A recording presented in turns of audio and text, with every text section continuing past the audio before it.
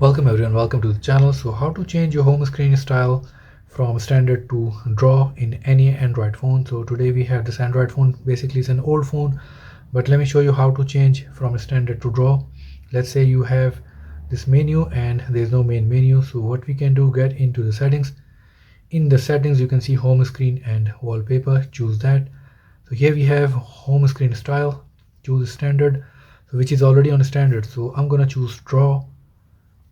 So when you choose draw in any Android phone, when you swipe up you can see all your installed app in one page. You can actually scroll down and check all of them one by one. So this is your basically main menu, and you still have pages basically. So this is the most common home screen style used in any Android phone.